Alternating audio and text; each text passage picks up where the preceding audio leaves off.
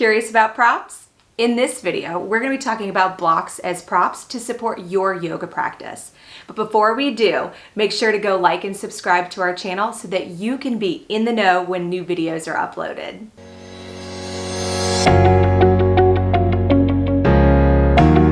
So why do we use blocks in a yoga class? Well, it's pretty simple. Blocks bring the ground closer to us. So if you're newer to yoga or if you're not as flexible as you'd like to be, the blocks are a great tool to use. Remember, don't look around at other people around your class and see that they're touching their toes or they're touching the floor. It's all about you and what you need to safely get in and out of poses.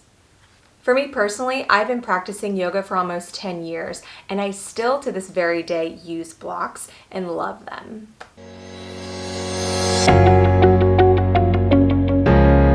Cork block or foam block? We get this question a lot, and really it's about personal preference. For me, I like using a cork block during my vinyasa flow classes, and that's because it's harder and it gives more sturdiness when I'm in the pose. Whereas a foam block gives a little too much give and can potentially cause harm to your wrists over time.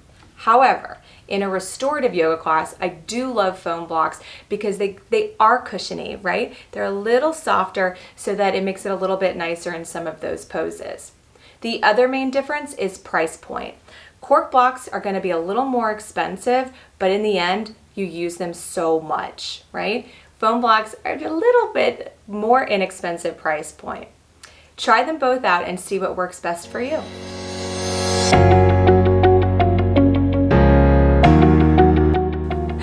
So there are 3 different sizes to a block. There is the baby bear size, the mama bear size, and the papa bear size. Can you tell I'm a kids yoga instructor too? When we use the blocks, you want to make sure to start with the hand directly underneath the shoulder.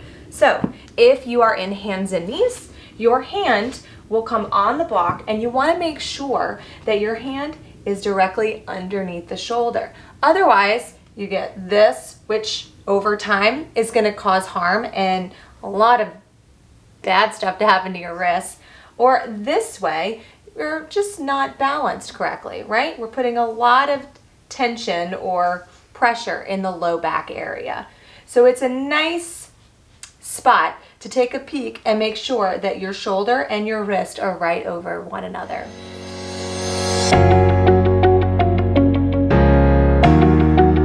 If your hamstrings are extra tight, like mine, you can put the blocks on the highest level. That way the ground is closer to you. So in a forward fold, you take a deep breath in, lift your arms, and as you exhale, we're going to hinge at the hips, lower down, help your hands to find the blocks under the shoulders, and then bend the elbows and release down.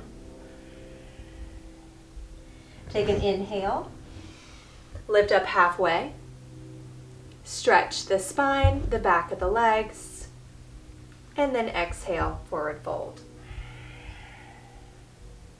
The whole time, your blocks are supporting you so that you can get as deep into the pose as you can today.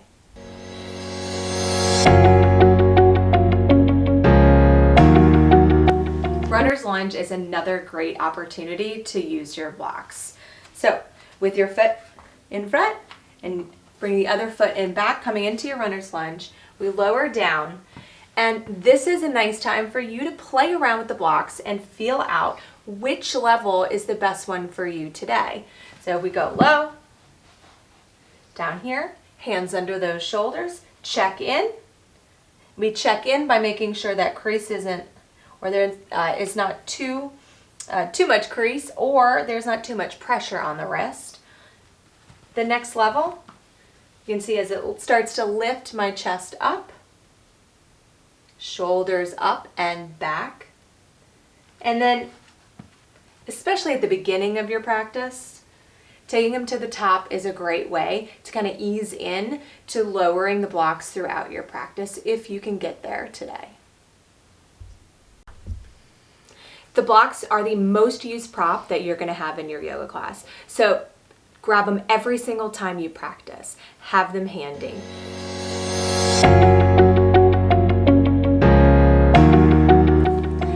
before we go, let's take a deep breath together before we transition out. Put your hands together. Take a deep breath in. Exhale, let it go. Namaste, friends.